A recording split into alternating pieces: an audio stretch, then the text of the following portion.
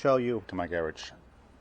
As you may know, I'm modifying my 250 SG to have a high exhaust, Burgess exhaust system here, and for that the old toolbox had to go, and I already got a new lid for it, as you can see. But in the old system I had the old RBO bracket where I had the regulator and the coil mounted, and it's left with all these holes. Looks like Swiss cheese in here. So tonight I'm going to shift the bike over to my mate Barry's place, and he's going to weld up these holes for me. Also, somebody, not me, cut off that little bit here, I don't know why, and so we're going to weld that up as well. Here's the new mount for the exhaust. So today's job is to mock up where I'm going to put the regulator and the coil unit. There's the relay of the CDI unit, and also the fuse for the battery. Now, as you can see, there's a lot of wiring coming through here, and that's not even showing the two high tension leads for the ignition. So I have to come up with a good plan, so I use up as little space as possible, so I could actually potentially still use this as a toolbox. But there's a bit of stuff to go in here, as you can see. And it not being out here anymore, it's going to be tricky. So that's today's task. So I'll have a good look how I'm going to do this. So there is a picture here in the RBO instructions showing how they managed to get all the components in there, but it pretty much uses up all the space in the toolbox. And we'll see what I can do any better than this. Of course, all the connectors need to remain accessible, so that's going to be a real challenge. Well, we'll see. We'll just play around with it for a little bit and hopefully come up with a good idea. So after playing around with this for a little bit, I think the best thing will probably be to follow the example that was given. I think that's from in the instructions. Put the relay here. Keep the well, I'm not sure. I might even keep the fuse on this side as well. Keep everything on this side as I did.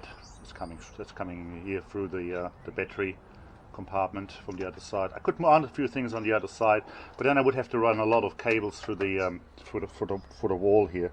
So just playing around here. I don't want to stuff up these bolts here, and putting the coil unit at the bottom is going to be pretty tight. So I think I'll keep on keeping the coil unit at the top here, and then just mount the regulator at the bottom. I think that's probably the easiest way to do. So yeah, and there's plenty of room on the other side. So if I need, for example, a little 100 ml bottle of two-stroke oil, that'll still fit on the other side. And I might even be able to put a little firewall or a piece of foam here to cover all this up, and have a very small toolkit maybe on this side even. Let's see how we go with the cables once this is all done. It looks pretty messy at the moment, but as I said, it is going to be. I think it's going to be reasonably okay. So that's what I'm going to try to do. So what I'll do, I'll go in from the bed. Well, I'm not sure how I'm going to do this. Drill some holes for the. That'll actually be interesting. I'm going to drill the holes into here. I'll probably have to come from the other side and see how we go space-wise with a short, well, with the drill bits to get it. So I'll probably mark it from the other side as well. Start with that, and then I'll need to make a right-angle bracket to mount the, or even a U bracket and mount it like this, possibly. Yeah, make a U bracket and mount it vertically rather than, because I think that gives me less chance of vibration. So rather than mounting it like so, which is further back, so I might mount it like this. See how we go. Not sure yet. This might make it easier to take it in and out. Now, yeah, doesn't make a huge difference this way or that way. See what materials I have to put in here. So that'll be the next step. So as you can see, this is the battery side. So I have to work from this end, which will not be easy. Get the drill in. So the idea is, so I've got this wall obviously, so I have to be sitting on the other side of that. So I have to go in a reasonable amount, but the further in I go, the harder it's going to be to put a drill in. And obviously this is wobbling here, but on the other side it's going to be hollow, so that should help. So I'm going yeah, keeping off the bottom a little bit, just so I can actually get a spinner and stuff in. And so see what I can mark this somehow. So it's going to be roughly around here. Let's see what I can get a pin at least at the top hole. That's roughly where I want to be. Make that a mark, and then I think I'll use my calipers to measure it in and down from there. So that will be my first hole that I'm trying to do. And then hopefully I might actually go maybe just from there, maybe just go down 5 mil. Yeah, I might just go a little bit lower than that. So go roughly around here for the first hole. And then depending on where that hole actually ends up with drilling on an angle, then I'll mark the second one and do the same. So I got I think it's a 4mm drill.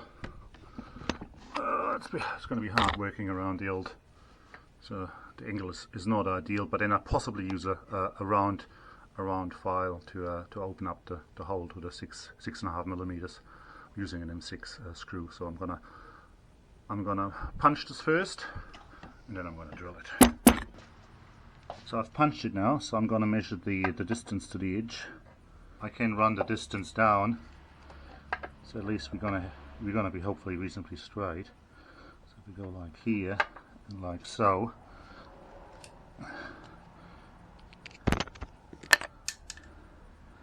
and like that. Might use a measuring tape going down to that, just double checking the dimension. It's actually 85. It's 85 between here and here, so I need to measure that down. I could eye it, but I'll use a tape later and measure that down properly. See where I can get this thing drilled. Will be interesting. So I have to take my torch away, so it's going to get dark. I'll put it behind, so get a little bit. Just see what I can actually get this thing done.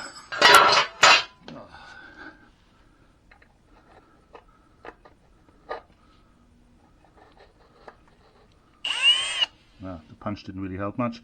So what I might do, I've got a flexible Dremel, put a drill bit on it and come in with the Dremel to drill that hole. Alright, so I got my Dremel shaft connected, so hopefully that will make it a little bit easier and give me a little bit more control to get through that hole. Alright, get that started.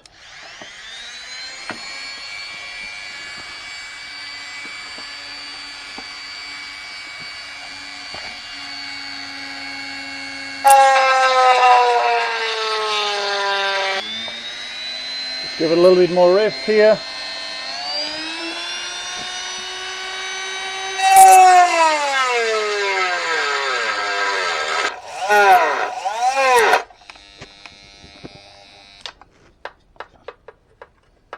Obviously that got jammed in the hole, so I just have to slowly turn it out. Oh, here it is. It comes out all right anyway. First hole's in. So I'll just double check on the other side that where we are is good. A bit late now, but I'll just make sure that we are actually not too far over. But I'm pretty sure we're pretty confident we're good. Oh, that looks good. That looks really good. Alright, so the first hole's through. So I'm just double checking the distance from the top to bottom. My little tape. Knew that would come in handy one day. So 85 down is pretty much on that top line that I made, so that's pretty good. And just double checking the from here. So I got roughly, yeah, so I've got a rough idea where it needs to be. There's quite a bit of adjustment in those slotted holes of the regulator, so I'll be fine with that. Alright, we'll do the same thing again for the bottom hole. Alright.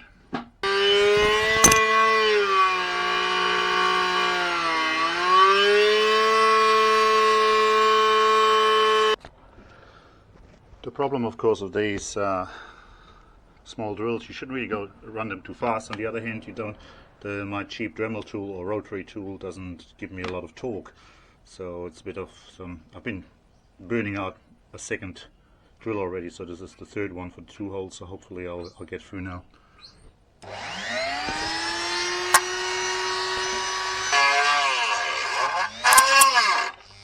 Okay, that's through. Must be another tool here. So that's through. So that's great. So hopefully I can just widen it up with my regular tool here, drill here. Yep, so that's cool. Already done the top one, and now we have to widen this up to 6.5 mil, so we can get an M6 screw through it. So I might just take this step by step. So I'm doing a 5 mil first. That's done. Do the 5 down at the bottom. It's harder. Angle's not quite as good. Tries to wander off. Oh, I'm through, but I'm through.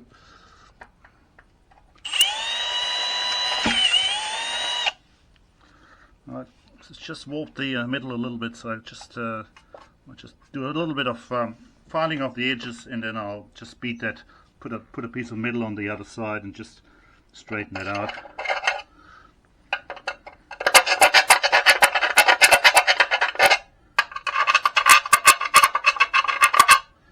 Not perfect, so just a small adjustment, and but I did file a little bit of both holes, made this down a little bit, put this one up a little bit, and now the bolts going in nicely, so it's good. And I'm using bolts rather than screws, so I can actually get to them with the spanner than trying to get in here with a screwdriver. So that's the first one fixed. So I think that's okay. Now we just have to find a room for the coil up here. So where's the coil? Down here. So options. We can adjust this straight here, but then we get a bit of a wobble here. Or we could try to do that. That's not going to work. That's too far up, and that's bringing it very close to the bottom one. But it's probably okay and possible if I had it like so, or just the simplest way would just be like this, straight against the just over the 90-degree angle bracket against the wall here, and I have to use some really thick washers on the inside to make sure I don't rip holes into the wall here.